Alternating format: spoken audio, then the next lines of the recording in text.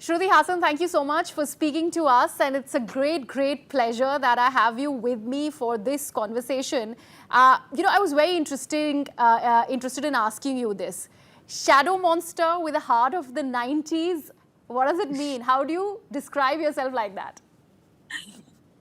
Yeah, I was speaking about this earlier today, and I think the greatest journey through self-discovery of who I am as a person and a woman was really accepting the shadow part of myself as well, and making and acknowledging that as an important contributor to my art and my personality. And of course, I've got a 90s heartbeat, Bollywood or rock and roll or anything. So that was just a silly caption. So how is the 90s association coming, considering you made your debut in 2009? That's when you've entered the world of the movies. Right, sure. But I was born in 1986. So the age of being formative and loving the music and all of my influences are the 90s. I still love 90s fashion, and I still love Nirvana. So I'm like a 90s baby at heart. Where's the grunge in your fashion coming from? Is it the 90s too? Yeah, definitely. The grunge is coming from the 90s. Yeah. Okay.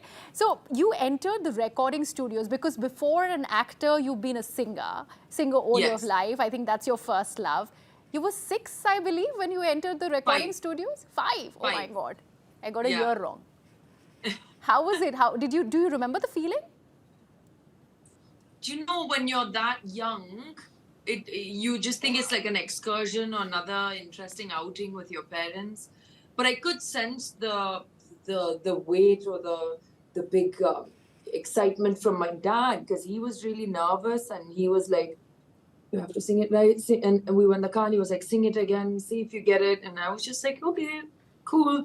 Of course, now when I look back, I'm like, "Whoa, that was a lot." But at the time, it just felt like a fun trip where I get to sing.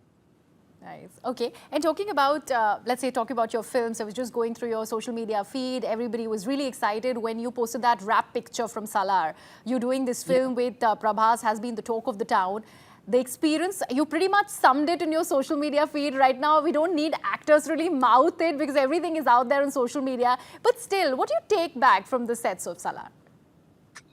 So, on paper, it's fantastic and it's great to be a part of a project like this, especially with Prashansa and Prabhas and everyone. Sure, that's one benefit of it. But really, what I take away from it is friends and just wonderful people that I've worked with. And I was really sad on Rap Day. And I think that's a great sign, because there's sometimes that I'm like, "Arey yaar, ho gaya, chalo ghar chalte hain." But it wasn't that. It was really lovely and bittersweet to leave, that set, because it was a beautiful working experience with lovely people. So that's what I take away from it on a personal level. Hey, Shruti, I love your character's name in the film, Adya. Have you asked your It's the director? second time I've been given that name. That Yeah. name just follows me. Even in bestseller, my character's name is Adya. So I don't know what's up with me and Adya's. And there was another film in which I was supposed to be called Adya, and they changed it. So this name Adya literally just follows me. What does it mean? What does Adya mean?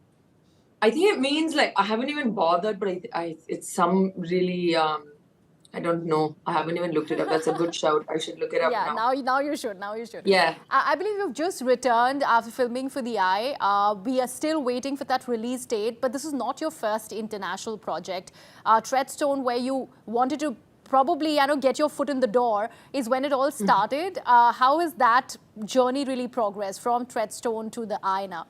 I wasn't thinking, oh, I'll get my foot in the door. And really, to be honest with you, I don't know if I've changed as a person. I just take things as they come, and I enjoy the opportunity, and I make the best of it. So that's what Treadstone was. And my agent was like, "Do you want to read for this part?" I was like, "Sure." And then I read for parts before, which I haven't got. Then I got this one, and I was like, "Oh, that was fun. It was amazing. I love action, and to do it internationally was just amazing." And then this film, though, is a completely different experience. It's something that is really special to me, because of the story and the character and the opportunity to play this woman, but also because it's an entirely female-led team. And that's the first experience I've had with female producer, female writer, female director. And it was just outstanding. As a woman, it just felt so good and so amazing that we could band together and do that.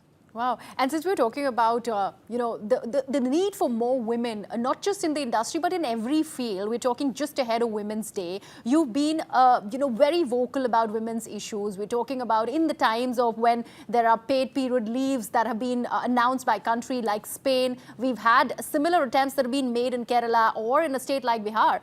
How do you see this going, considering we're talking where this women domination is really needed in various walks of life? I don't even think we've reached the level of domination, to be completely honest with you. Right now, we're at the stage of like, we need to be heard and understood, on a very simple human level.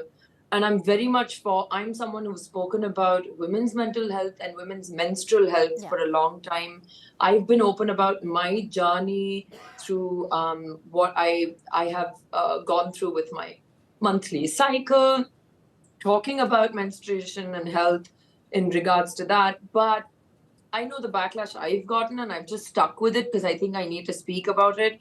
I also think before we get to paid menstrual leave, which I have a few apprehensions about, because in Spain there are a number of laws that are also in place to help prevent workplace discrimination. And if someone were to be fired because they don't want to pay them paid menstrual leave, they would be able to appeal, saying it's a case of discrimination. I don't know if we've reached that level yet, so I want that to happen, but there are many steps that go towards it, which starts by talking about it and also starts by not wrapping up sanitary pads in newspaper and brown paper when we sell them, so that there isn't a shame associated with buying a sanitary pad. And also the price points of sanitary pads and tampons and menstrual hygienic, tools that are so expensive and we need them every month. So there are so many topics around menstrual health that women, all of us, need to get together and really have an honest chat about. And the fact, yes. Yeah. No, sorry, I'm sorry to interrupt you there. But we were just having a panel discussing about this entire aspect when Kerala, one of the universities in Kerala, announced it. There was strangely a woman on the panel, and she was a CEO of a startup. And she goes ahead and makes a point that if at all period leaves were made compulsory, I'd probably think twice about hiring female employees. And that's coming from a woman. That's a deterring factor when it comes to this thing that we are seeing as a very, very promising move, but something that whether it is going to be part of India or not is the big question. Yeah, that's what I mean by saying that we need to ultimately get to that point. But, I think we're missing a bunch of first few steps, because, if people aren't able to talk about menstrual health and periods without putting it in quotes and like making it feel so heavy, then how are we going to talk about paid menstrual leave? Oh, and absolutely. Then here is a woman who, I don't think she woke up in the morning saying, I won't support the sisterhood and I'll tear women down. Surely, I hope not. Yeah. But I'm sure she's thinking from a very financial and practical point of view. So only when the discussion and the forum to communicate about this is opened up, like broken open, can we really think about then getting to addressing those secondary issues, if you know what I mean. Does it happen on a film set? For example, this particular project that has been spearheaded by a woman, are things different here? Or it's the same because you need to deal with certain logistics, you need to be in sync with I was talking about it earlier. I would love, especially because I don't think people understand with a menstrual cycle, it's also hormones. So you're not in your best performative ability physically or sometimes emotionally. But I know as a fact in the movie business that when I first started, people were like, "Uske bare mein baat nahi karna chahiye aapko," and all. Now I can say to my DOP or director, I'm having a tough day and I'm looking a certain way. Can we adjust? What can I do? What can we do as a team? And I think that's great. But there's also a secondary thing of sometimes I'm on a set where, they have planned the entire schedule and that is 2 days on a set that cost crores to build and calling 500 extras. And then I literally cannot say, oh, I have my period today. It's just not practical or logical. So that's what I mean by there are so many things that need to be assessed and discussed. Absolutely. Absolutely. And we also began talking about the first love in you, that is the singing part of it. You just completed She's a Hero. You plan to release more singles. How is that coming about? I'm really excited. She's a Hero was really special because it was a true collaboration. And it was a song that I'd written from the point of view of a woman. But just to have someone like MC Altaf come on board and his portion, his bit where he's rapping is so powerful because we need allies. We need allies in the opposite gender as well. And that's what that song put across and representing the little beautiful girls in the video that is the future and the women before us. To me, as a woman, it was a really special narrative. It was also the first creation of our production company, Black. So I'm really, really excited because the response to it was touchwood really amazing.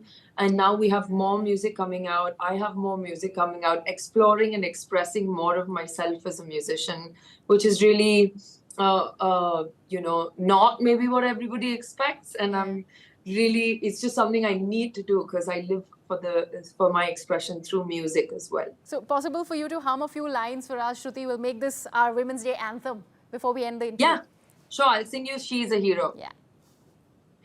She is a hero, जिसकी बातें कोई न जाने. She is a hero, माने बस एक दिल की माने.